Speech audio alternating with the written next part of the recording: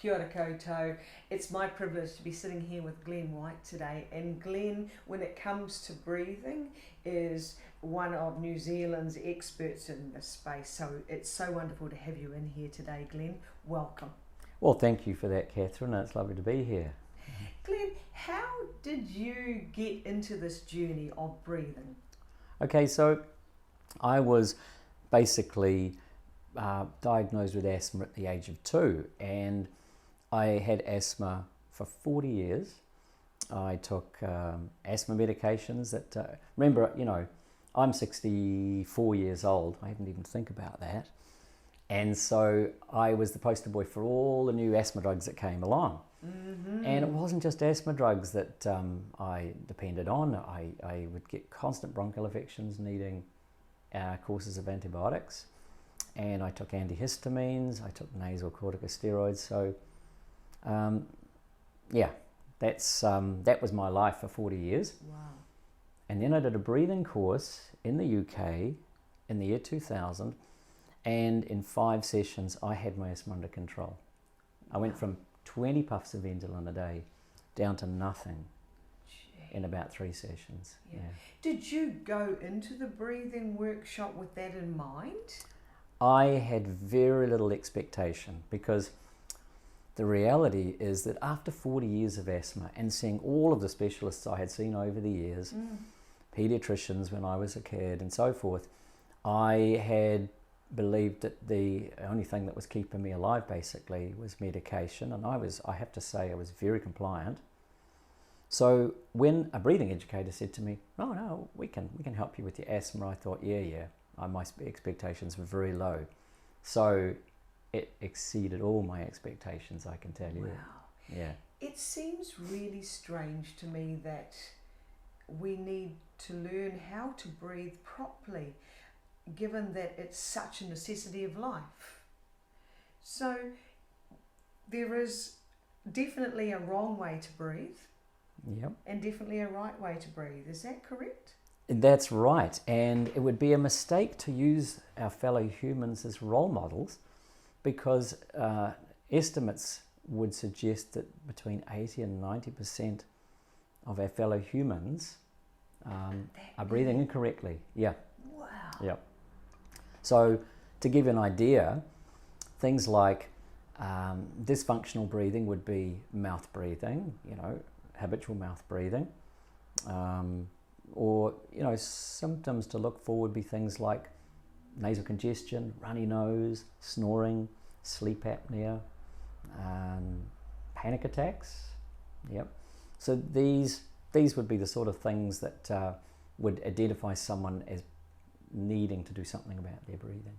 Wow, that's really interesting. Certainly in terms of the sleep apnea and panic attacks. So when we're not breathing well, that is going to have an impact on our physiological state. Yes, and it like things like asthma, for example, you'll often hear it said that, people with asthma obviously have a dysfunctional breathing pattern, but they're not breathing enough. The great paradox is with people with asthma is that in between attacks, they're actually over-breathing. They're breathing too much. So you can over-breathe? Absolutely. How do we over-breathe? Oh my God, that's opening a real Pandora's box, isn't it? So it could be just simply by breathing through the mouth instead of the nose. The nose is purpose-built for breathing in and out of the nose. We are not designed to breathe through the mouth. Well, why is the nose such a powerful mechanism for bringing in air? Okay, so the nose is purpose-built. It's a convoluted little air passage, or air passages, I should say. We have little hairs in our nose to filter. We have mucous membranes that humidify the air that goes in. Right. It's nice and convoluted, so it warms the air before it gets into the lungs. And believe it or not, the nose even produces nitric oxide, which is a germicide, which kills germs if we inhale gently through the nose. That is fascinating. Yep. So wow. By the time that air gets to the lungs, it's warmed, it's filtered, it's sterilized. And so nose breathers have this wonderful advantage that they can basically, filter and clear out a lot of the stuff that might be in that air to deliver nice sterilized air to the airways. So Glenn, if somebody notices that they are a habitual mouth breather, what's one thing that they can start to do to transition from mouth breathing to nose breathing? Well, probably one of the first things to consider is raising our awareness. Do we know? And let me give you a clue. For example, if you notice the way I speak, it might, once you really get an insight into what I'm doing, I'm trying not to breathe in through my mouth. Most people, when they speak, it's in through the mouth. And imagine how much unfiltered air you take in as you speak. Yeah. So that would be one thing. And the other thing is just ask someone, or just consider, can I easily breathe through my nose? Do I breathe through my nose at night? Do I snore? Ask ourselves, because we have to raise our awareness first. And once we've raised our awareness, then we can start making the conscious changes to our breath, to our breathing, that could make a difference.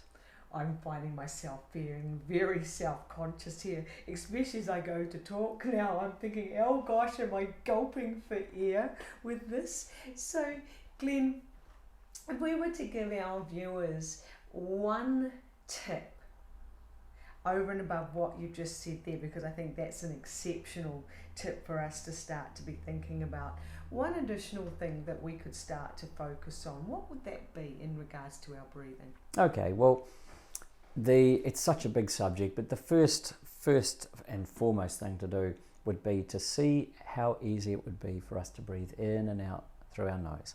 Not only when we're sitting at a computer, but perhaps when we're walking to school or to the office, breathing in and out through the nose. And for those of us who indulge in physical activities like running, can we run breathing through the nose?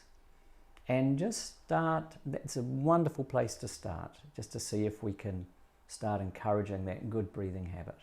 We'd call that the number one breathing habit to develop. Yeah. Now, Glenn, you've got the Buteyko breathing clinic, and Buteyko in itself seems like quite a mouthful to pronounce. So tell us a little bit about what is Buteyko breathing? What is this all about? Okay, well, it was the Buteyko method of breathing retraining, if we want to use the full term, was developed by Konstantin Buteyko back in the 1950s. And, he realized that people with conditions like asthma, particularly he was very interested in asthma, but also cardiovascular issues like hypertension and sleep disorders, were often caused or exacerbated by people with a dysfunctional breathing pattern, specifically over-breathing. So the program he developed consists of breathing exercises and lifestyle guidelines to try to retrain that breathing to a better place. Wow. Yeah. Okay. And so you currently run the courses out of your clinic in Ponsonby, Auckland? Yeah, that's right. So I've been operating out of there since 2001 and had thousands of people go through my clinic. Yeah. Oh, I should add too that there are now about 12 published studies of the Buteyko method for asthma that show how effective it is. So it's out there. Well, on that note, Glenn, I think what we need to do is, it seems like we're only just starting to touch the surface here. And so, our commitment to our community is to have our community breathe easy. The whole concept of suffering from asthma is something that we find quite intolerable. And so I think that I'd love to pick up some more conversations with you so that we can let our audience know ways in which they can improve their breathing, not just for themselves but for their whole family, because without question, in terms of breathing and dealing with the stresses of day-to-day living, when we're not breathing well, we're not living well. And so with that, I'm really going to look forward to being back with you all, being here with Glenn and asking Glenn some more questions that enable us all to start breathing more effectively so we can maximise the way we live. Ka kite anō, look forward to catching up with you all again. Yeah, I look forward to coming back as well.